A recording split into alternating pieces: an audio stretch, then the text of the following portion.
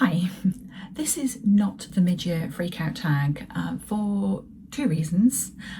Firstly, it's not the middle of the year, as you will know, but what is time? And secondly, because I have gone a bit rogue, I've taken the original mid-year freakout tag and I have adjusted, tweaked, removed, and just basically I've come up with a stack of books that I think it would be helpful to check in about halfway through the year, and I've made some questions or prompts to fit that. Is that okay? Okay, but there's more than the usual mid-year freakout tag. There's quite a few, so I'm going to be quick fire. I don't want to go into loads of detail about these books. Some of them have been on like the Women's Prize, and so you will have heard people wax lyrical about them already, but yeah, I thought this might be a fun, nice way to capture where I am middle of the year ish with my reading and just touch base a little bit and catch up. Okay, so I have split the original question of best book you've read so far this year in two. I have gone for best new release I've read so far this year and best backlist book. So the best new release book that I've read so far this year has been Kingfisher by Rosie Kelly. This is one of the books that was shortlisted for the Women's Prize for Fiction this year, and I thought it was extraordinary. It did really great things of creating this sort of anti-hero of a character, and that's Kerry catnip for me. Somebody who is deeply flawed, but who you empathise with nonetheless. Yeah, this was a really special read, really emotional, loved it. And for the best backlist book I have read so far this year, I'm going to say Paul Auster's Timbuktu. You know I love me a book with a dog as a protagonist, and that's exactly what this book delivered. It had some really exquisite writing. It was, again, really deeply moving, real character depth for a dog, Mr. Bones. But yeah, I thought this was a really, really special read. It's not an easy read for a dog lover. He doesn't have a happy life, but he does have a really meaningful life. And I thought that Paul Auster captured the inner voice of a dog about as authentically as a person could possibly imagine that to be. I thought this was a really special read. I read both of these in different reading vlogs, so if you want to hear more about my thoughts on those, then there's reading vlogs for you to check out. The best series that I've read from this year is this one. I read Hench by Natalie Zena Walshots. This is the first book in a duology, and I've been sleeping on this for such a long time. I heard this talked about on a podcast. It might have been the Bookcast Club a long time ago, and I'm talking like probably 18 months to 2 years. I mean, maybe longer, who knows? It's been a long time, and I've had this set on my shelves, and I'm really sorry that I slept on it because I thought this was absolutely fantastic. It's set in a world where heroes and villains are a thing, and our main character is a hench, i.e. a henchman to main character villains. The setup is really good fun. The plot is really pacey and entertaining, but it also touches on much deeper themes about right and wrong and morality, but does it in a really, really fun, engaging way. So yeah, this was a really good time, but also quite thought-provoking, which was unexpected. And I will definitely be reading on into the second book in this duology. A new release that I haven't read yet that I want to read Animal Spiral by Luis Othaniel Rosa, translated by Katie Myra. I was really kindly gifted this by Charco Press, and it sounds wild. I'm going to struggle to describe this, so I'm going to read you a little bit of the blurb. Middle-aged streamer twins in Puerto Rico are the first human beings to successfully connect, sharing their consciousness across 34 translucent cables. In that moment, the animal is born, an intercerebral force that quickly grows to encompass anthills of synaptically entwined bodies. A floating library kitchen redolent of rice and beans far above the Mississippi River, and a transhuman compound in a future Cuba on the Isle of Youth. Circling back and forth, an ever-progressing animal spiral moves through 400 years of human and then post-human history, beginning with a revolution on the streets of San Juan and ending with the 5 brilliant siblings, the squash, which is a humanoid, Kalima, beetles, Yamaya, eels, Coplicu, serpents, and Uruguayan anthropomorphic birds who have millions of bodies and all the world's intelligence, but only want to no longer be alone. And you see why I didn't attempt to summarise that. But I think that sounds really excellent. I'm so intrigued. There's going to be a lot going on here, so really looking forward to reading this. In terms of most anticipated releases still to come out this year, I have my notes just to the right of me, so that's what I'm glancing at. Very soon, in the next couple of days, Perini Schroff has a new book coming out. It's called Some People. Perini Schroff wrote The Bandit Queens, which I absolutely loved. I have to say, this cover isn't doing much for me, and I'm a little bit apprehensive based on the cover design. But I loved Bandit Queens so much that I will definitely be giving it a go. On the 27th of August, Meg Mason has a new book coming out called Sophie Standing There. It looks by the cover as melancholic as Sorrow and Bliss, which I really enjoyed, so I'm looking forward to that. On the 15th of September, Fallow is out by Sarah Anderson. This looks like a great time. Naomi Alderman has a new book coming out 17th of December called The Strangers, which I'm really interested in. And on the 22nd of September, there's a book coming out called Afternoon Hours of a Hermit by Patrick Cottrell, and I have a note here that the Book Squirrel recommended this, so it's obviously been out in the US. Really like the sound of it. Looked it up, and it's coming out in the UK on the 22nd of September. And last but not least, YouTube's very own Katie Lumsden has a Christmas murder mystery coming out at the end of November, I think, so that's another one that I will be looking out for. In terms of my biggest disappointment of reading so far this year, I think I'm going to have to say Yesteryear by Caro Claire Burke. I know on the whole this has been really well received, but I found it exactly that, just really disappointing. It didn't do what I thought it was going to do, and I think that's a marketing situation. The difficulty with this book is that, and I guess the difficulty for the marketers, to be fair, is that it's really difficult to discuss without spoiling it. But the way in which it was described and marketed and sold to us isn't quite what it delivered, and so that left me feeling a bit disappointed with where the book did go. I'm being really cryptic. I can't do any more because it really would be spoiling things, but yeah, it didn't quite do what I was hoping. I go to one book club at the moment. I have gone to more. I'm trying to reduce my kind of required reading. So I thought I would capture our book club's highs and lows so far this year. Our book club is a really mixed bag of readers. We're quite a big group. There's usually about 20 of us that get together, between 15 and 20, and there's a few more that kind of come intermittently. And people just kind of like suggest things that they fancy reading. It goes onto a spinner and that picks at random what we're going to read for the next month. So we have all sorts. We really do read all sorts. And so there have been some highs and there have been some lows. My favourite this year was Mrs. Caliban by Rachel Ingalls. It's a story of a woman who, a housewife in, I want to say like 1950s America, who falls in love with like a frogman who's escaped from like a local science facility, and she takes him in and hides him, and they develop a romantic and sexual relationship. It did an awful lot in quite a short number of pages, and we had a really lovely discussion about whether he was real, whether he wasn't, whether he was an allegory, what it represented in terms of domesticity and feminism for women in that time, and a sense of agency and choice, and what intimacy and connection can look like.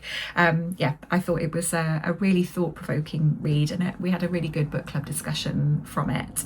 The lows, I'm going to say, have been Summer Island by Kristen Hanna, which has been this month's book club pick. And that's given the fact that I DNF'd another book, and I never DNF books. But I think Kristin Hannah is the biggest low. Summer Island was awful. This was my first Kristin Hannah, so I had massively high hopes, given everybody, like the way that everybody raves about like the Nightingale and the women. But it was dreadful. And I don't mean like oh, it just wasn't for me. Like objectively, I think it was a pretty poor book. It was yeah, there was lots of repetition in the writing. The characters were as shallow as a puddle in a heat wave, and it was just so disgustingly cliche. Yeah, I mean, it was causing me physical pain. Like I was rolling my eyes so hard it hurt. I literally wanted to vomit in my mouth. It was not, no, it wasn't a good book. So I'm really looking forward to book club tomorrow, where we get to talk about that. Yeah, not for me. Another couple of prompts I've added in. It's a book I was right about and a book I was wrong about. A book I was right about, this is just an excuse to rave about An Unlikely Visitor by Joanna Cannon.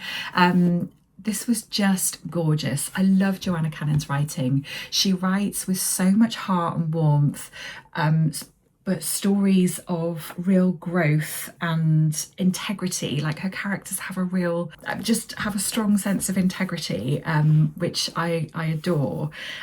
This is about a woman whose husband has died a couple of months ago, and she's at that point of grieving where people around her are kind of expecting her to kind of move on and get on with life, and she's just not there.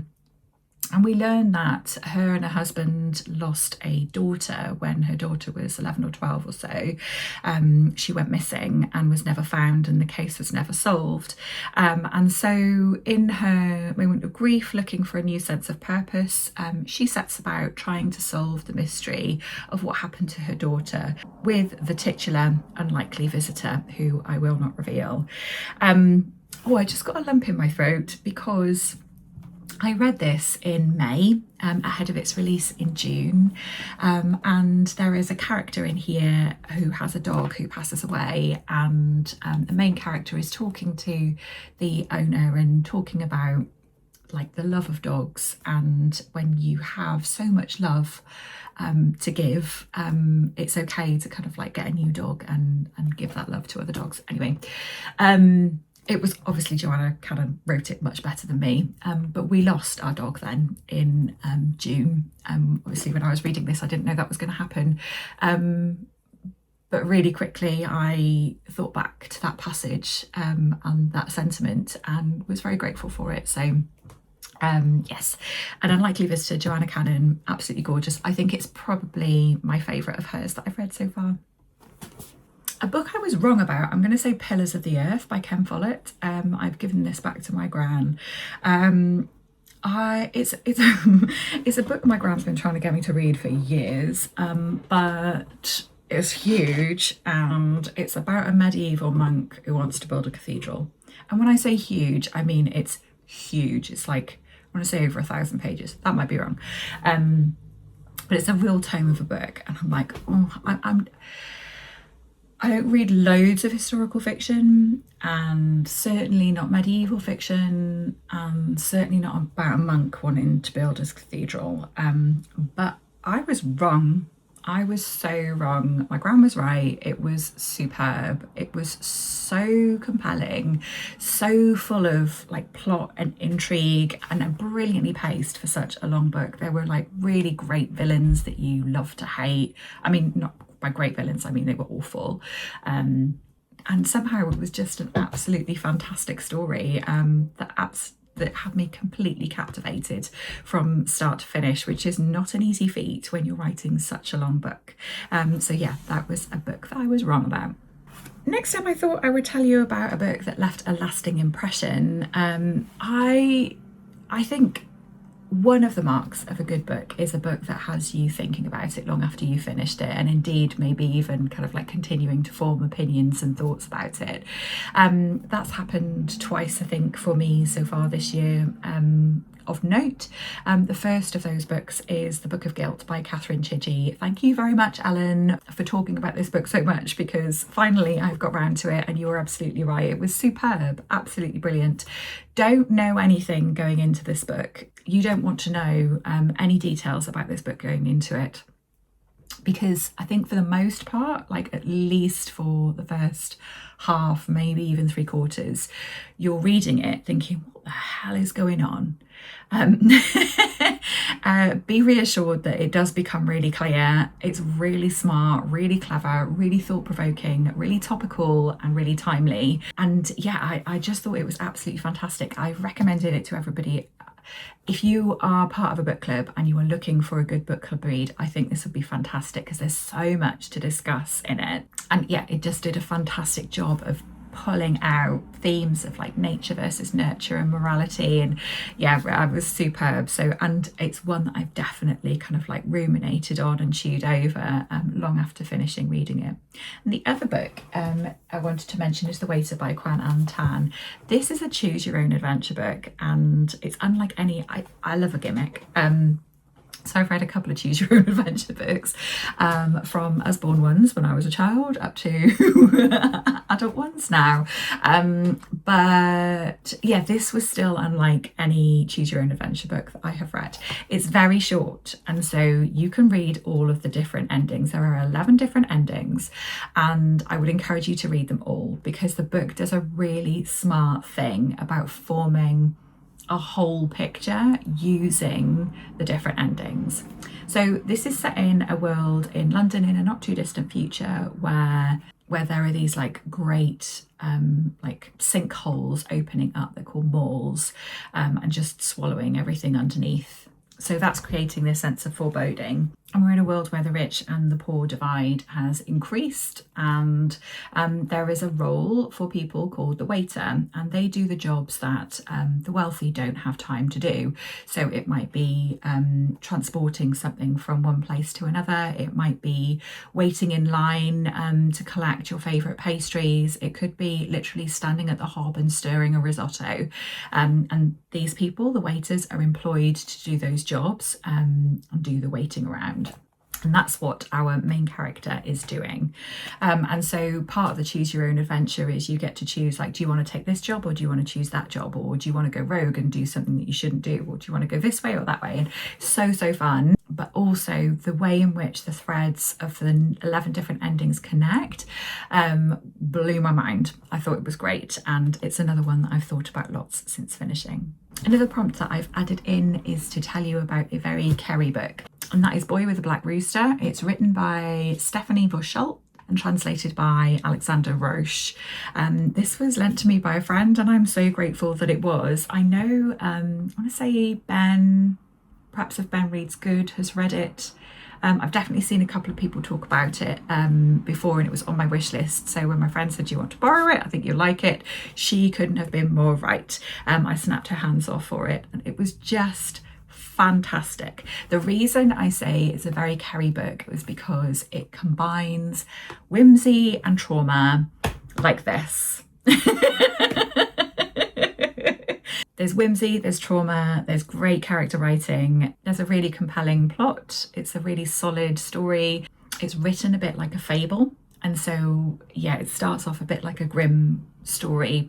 It starts off with our young character, and he's not treated very well at all by the people in his village, and he is just the most pure and good, like wholeheartedly good character you can possibly imagine, and he sets about on this quest, but all the while he has a black rooster who is his companion. It was a really extraordinary book, and like I said, it combined all of those good things that makes something a very Kerry book. A really good balance of storytelling, character writing, humour, a bit of silliness, a bit of whimsy, a bit of absurdity, and exploring themes of trauma and recovery. Okay, next up I am going to tell you about a character who I would want to hang out with in real life, and that is Jean Delaney from Cold Grace, written by Meredith Grey. I read this because it was shortlisted for Wales Book of the Year. And again, this is another one that you can see my thoughts on in a reading vlog. But the people around Jean Delaney have really low expectations of her. She's massively underestimated. You're sort of lulled into that as you start reading. You sort of take on these views of other people of her. But the more time you spend with her, the more you come to see that she's incredibly savvy. She's incredibly resilient. She's really feisty. She's a real go-getter and really quite determined, and also like really smart. And this is set in like, when is this set? This is set in the 1900s, and so as a woman she doesn't have huge amounts of agency, and yet she actually resolves some really difficult situations for some of the men around her. Yeah, I thought she was great. Jean Delaney would be a mate of mine for sure. A character I would avoid in real life is, I don't remember what her name was, Emily from I Know You Were There by J.D. Pullen. This is another of the not so great book club picks. As part of our discussions, the idea was floated that it could be possible that this was written at least in part by AI. But this character this is a thriller. Emily goes to like a holiday cottage, like an Airbnb type thing. And when she and her friend arrive, the friend sees a body in the bath. And so they leave quickly. And then she starts getting messages saying, I know you were there. Yeah, and it's about kind of like solving that mystery. But she made some shocking decisions. Like, she was useless, like more than useless. She is not somebody that you want anywhere near you in a crisis, to the point where there was one scene where she's like driving at night and she thinks she's being followed. And so it's meant to be like building up tension. And when it comes to the sort of like climax and the person following her knocks on the window of her car, she's pulled over, person knocks on the window of her car, she's so frightened she faints. Who does that? Like, really, like scream or like do a fight, flight, freeze response? But no, she literally she fainted. Yeah, no, it was awful. So yeah, we don't want Emily in our lives. She would be somebody that I would avoid like the plague in real life. She was also a bit whiny. Nobody wants that. A book that made me cry, there have been several, but as is my wont, but I was going to let you know about Death of an Ordinary Man by Sarah Perry. This is a non-fiction book about Sarah Perry's experience of caring for her father-in-law when he had a very short-term diagnosis of cancer and died in a very short amount of time. I thought she did a fantastic job of capturing the essence of what it feels like to be a carer of elderly folk, particularly, and that experience of like your world shifting at such a pace, but also the experience of like having really odd conversations that nobody can prepare you for around like how they might want their care to be. And you know, if this is something that's kind of thrust upon you with no kind of like build up, no anticipation, then having conversations about like end of life care is just weird. And I think she did a really good job of capturing that. It was very beautifully written. It was really emotive, and she had written in from a very vulnerable place, I felt, and I really appreciated that. A book that made me laugh, We Are Never Meeting in Real Life by Samantha Irby. This is described as a collection of essays. I think it's probably more like, I would describe it more as like memoir / anecdotes from her life. But I read Wow No Thank You by this author years ago, and then got this straight away because I really enjoyed that, and then it's taken me years to read it. How many times am I going to say that? but this made me laugh like a drain. Like, and I don't mean like a chuckle, like when you say a book makes you laugh, it kind of like it's an inner laugh. I mean like outwardly honking, laughing, vocally, really loud. It was just fantastic. Yeah, she talks about like the mundane, but also touches on some really personal stuff, particularly with her parents, but she manages to do it in such a way that holds some emotional integrity, but also really makes you laugh out loud. So yeah, book that made me laugh. We're Never Meeting in Real Life by Samantha Irby. A book that has otherwise brought me joy, I'm going to say The Solitary Summer by Elizabeth von Arnim.